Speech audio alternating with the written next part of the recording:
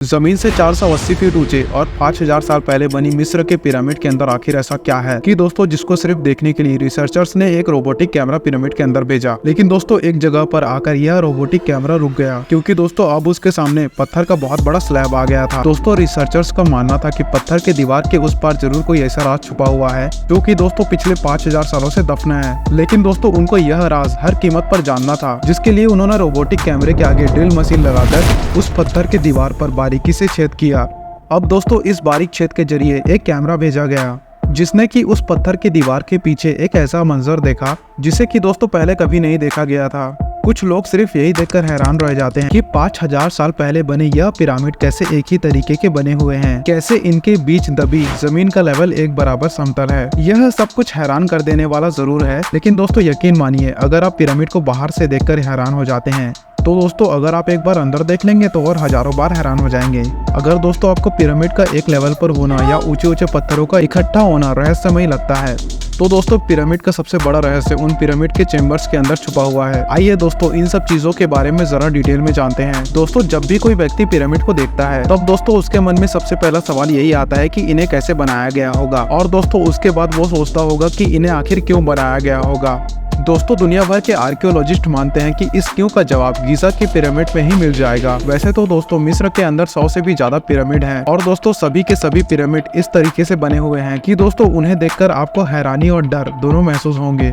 लेकिन दोस्तों गीजा के पिरामिड वह पिरामिड हैं जिनमें कि दोस्तों आर्कियोलॉजिस्ट को लगता है कि रहस्य का समाधान मिल सकता है। इसका कारण है दोस्तों वह एक्सरे, जिसने कि दोस्तों आर्कियोलॉजिस्ट को यह यकीन दिला दिया था कि गीजा के पिरामिड जरूर कुछ न कुछ अपने अंदर छुपा कर बैठे हुए हैं, जिसे दोस्तों ढूंढा जाना बहुत ही ज्यादा जरूरी है। अगर दोस्तों शुरू से जाने तो इस कहानी की शुरुआत होती है सन 1879 में, जब दोस्तों पहली बार आर्कियोलॉजिस्ट को पिरामिड की दीवार में एक ऐसा सुराख मिला जिसे दोस्तों एक दरवाजे के तौर पर यूज किया जा सकता था। लेकिन दोस्तों वह सुराख बहुत ही ज्यादा छोटा था, लेकिन फिर भी दोस्तों किसी तरीके से आर्कियोलॉजिस्ट उस छेद पे घुसकर पिरामिड के अंदर पहुंचे तो उन्हें समझ आया कि यह रहस्य सिर्फ बाहर तक ही नहीं सीमित है बल्कि अंदर भी अवेलेबल है। दोस्तों अंदर जाके उन्होंने देखा कि एलियन भाषा में कुछ लिखा गया था, जिसको दोस्तों आज तक डिकोड नहीं किया जा सका है, और ना ही दोस्तों किसी भी आदमी को यह पता चल पाया कि ये कौन सी भाषा है। अब तक ना तो मेसोपोटामिया की खोज हुई थी और ना ही दोस्तों सिंधु घाटी की सभ्यता को खोजा गया था। उस दिन से शुरू हुई दोस्तों आर्कियोलॉजिस्ट की यह खोज, जो कि दोस्तों आज तक चल रही है। लेकिन दोस्तों इसमें एक माइलस्टोन भी है जिसने कि इस खोज को एकदम से पलट दिया था दोस्तों, और वह खोज है दोस्तों इन पिरामिड्स का एक्सरे करना। यह एक्सरे इतना ज्यादा जरूरी क्यों था, यह समझने के लिए आपको यह जानना जरूरी है कि दोस्तों पिरामिड के अंदर आखिर सबसे पहले आर्कियोलॉजिस्ट को क्या मिला। दरअसल दोस्तों आर्कियोलॉजिस्ट जब पहली बार इस पिरामिड के अंदर गए तो दोस्तों उन्हें यह समझ आया कि एक तरीके से यह कब्रगाह है, और यहाँ पर दरवाजे पर बड़ी ग्रेनाइट की ताबूत देख वो समझ गए थे दोस्तों कि उसे बनाने के पीछे बहुत बड़ा मोटिव रहा होगा। यहाँ से आगे चलकर जो कई तरीके की खोजें हुई, आया कि पिरामिड दोस्तों और भी दो हिस्सों में बटे हुए हैं, और वह हिस्से हैं दोस्तों किंग्स चेम्बर और क्वींस चेम्बर, और यह दोनों हिस्से पिरामिड को दो भागों में बांटते होंगे। यह अंदाजा आर्कियोलॉजिस्ट को था। फिर दोस्तों उन्होंने पिरामिड पर एक्सरे करने की बौछार मारकर देखा, और उन्हें जो नजर आया उसने उनके होश उड़ा दिए, क्योंकि दोस्तों यहाँ पर महज क्वीन चेम्बर और किंग्स चेम्बर अवेलेबल नहीं थे, बल्कि और भी कई तरीके के चेम्बर मौजूद थे, जो कि दोस्तों इन दोनों के ऊपर और पिरामिड के नोक के ठीक नीचे था। इन सभी चीजों को देखकर आर्कियोलॉजिस्ट बिल्कुल हैरान रह गए, और दोस्तों इसे नाम दिया सीक्रेट चेम्बर का। अब दोस्तों समय था इस चेम्बर तक पहुंचने का, लेकिन कैसे दोस्तों, जो कि चेम्बर इतना ज्यादा सीक्रेट था कि 100 सालों से पिरामिड के अंदर बाहर होते हुए भी अगर आर्कियोलॉजिस्ट उसे देख नहीं पाए तो दोस्तों उस चेम्बर तक आखिर पहुंचा कैसे जा सकता है। इसका रास्ता दोस्तों शुरुआत में किसी को भी समझ नहीं आया, क्योंकि दोस्तों यह चेम्बर बाकी के दोनों चेम्बर से इस तरीके से लगा हुआ है कि अगर इंसान को वहां तक पहुंचना है तो वह पिरामिड को तोड़े बिना वहां तक नहीं पहुंच पाएगा। ऐसे में दोस्तों कई सालों तक सिर्फ आर्कियोलॉजिस्ट यहाँ आते रहे और पिरामिड्स को रील्स के जरिए स्कैन करते रहे, और दोस्तों मन महसूस करके चले जाते। गीजा के ये तीनों पिरामिड, चाहे बड़े वाले दोनों हो या फिर छोटे वाला एक, इन तीनों के अंदर दोस्तों वह सीक्रेट चेम्बर मौजूद है, और दोस्तों वह सीक्रेट चेम्बर आंखों के सामने मौजूद होने के बावजूद खोले नहीं जा सकते। समस्या यह थी दोस्तों कि कोई भी इंसान वहां तक पहुंच नहीं पा रहा था। लेकिन क्या हो दोस्तों अगर कोई रोबोटिक कैमरा वहां तक भेजा जाए। दोस्तों यही सोचकर एक रोबोटिक कैमरा बनाया गया, और दोस्तों उसे बनाने के बाद पिरामिड के बीच बने सुराख में इस तरीके से दौड़ाया गया कि वह किंग्स चेम्बर और क्वींस चेम्बर से होते हुए सीक्रेट चेम्बर तक चला जाए। आर्कियोलॉजिस्ट रॉब रिचर्डसन को पहले यह लगता था कि हो ना हो इन चेम्बर्स के जरिए ऊपर जाने का कोई ना कोई रास्ता जरूर होगा। लेकिन दोस्तों उस रोबोटिक कैमरे को निचले दोनों चेम्बर्स में घुमाने के बाद उन्हें समझ में आया कि ये तीनों चेम्बर्स आपस में जुड़े हुए नहीं हैं। मगर दोस्तों सीक्रेट चेम्बर को तो खोलना ही था, भले ही उसके अंदर इंसान ना जा पाए, क्योंकि दोस्तों एक छोटा सा कैमरा अंदर जाकर अपना काम कर सकता है। ऐसे में दोस्तों रॉबर्ट रिचर्डसन ने अपने एक आर्कियोलॉजिस्ट दोस्त डॉक्टर टेजे च्विंग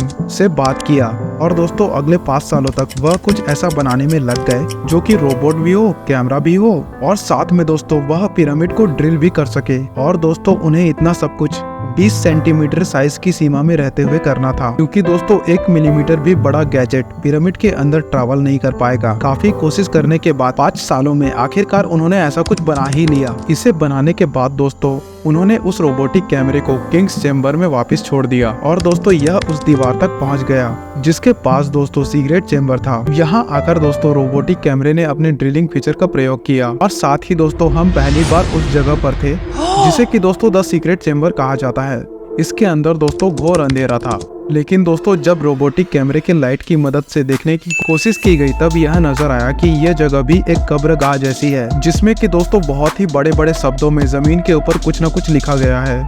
दरअसल दोस्तों पुराने सभ्यता में जब भी कोई इंसान किसी दूसरे इंसान के पढ़ने के लिए कुछ लिखता था तो दोस्तों उसे वह दीवारों पर ही लिखता था, जैसे कि दोस्तों मायन सभ्यता के निशान हो या फिर सम्राट अशोका के निशान या फिर अशोक के पाली और संस्कृत लैंग्वेज के संकेत। लेकिन दोस्तों इसे जमीन पर लिखा गया था। यह टेक्स्ट दोस्तों उस भाषा में नहीं था जो कि दोस्तों नीचे की दीवारों पर उकेला गया था। दोनों भाषाओं के बीच अंतर या समानताएं बताती है कि लिखा गया टेक्स्ट हमारे लिए तो बिल्कुल भी नहीं था। तो फिर आखिर वह टेक्स्ट किसके लिए लिखा गया था दोस्तों?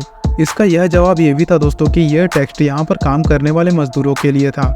यहाँ पर तकरीबन 20 से 30 हजार मजदूरों ने काम किया था और उम्मीद थी कि यह उसी से जुड़ा हुआ कोई इंस्ट्रक्शन होगा। लेकिन दोस्तों आपको जानकर हैरानी होगी कि यहाँ के मजदूर भी शाही परिवार का हिस्सा थे, क्योंकि दोस्तों उनके स्केलेटन को जब एनालाइज किया गया तो यह पता चला कि दोस्तों उनकी भी सर्जरी होती थी और दोस्तों उनकी टूटी हड्डियों का इलाज भी किया जाता था। यानी कि दोस्तों जिसे इतनी ज्यादा मेडिकल सुविधाएं दी जा रही हो वह दास तो हो नहीं सकते। ऐसे में दोस्तों उसके लिए अलग भाषा लिखने के लिए यह थ्योरी सटीक नहीं बैठती। लेकिन दोस्तों एक थियरी और है जिसमें दोस्तों शायद इसका सटीक जवाब दिया गया है। यह थ्योरी है दोस्तों ओरायन कोरिलेशन थ्योरी। दरअसल दोस्तों जब भी गीजा के पिरामिड्स को देखा जाता है तो दोस्तों एक बात नजर आती है कि यह पिरामिड ना तो एक ही शेप के हैं और ना ही दोस्तों एक ही लाइन में, जबकि दोस्तों 5000 साल पहले लोग चाहते तो इसे एक ही शेप में बना सकते थे और एक लाइन में भी दोस्तों। हालांकि दोस्तों इजिप्ट के आर्कियोलॉजिस्ट का ये भी मानना था कि हो ना हो इनके बीच कोई ना कोई पैटर्न जरूर होगा।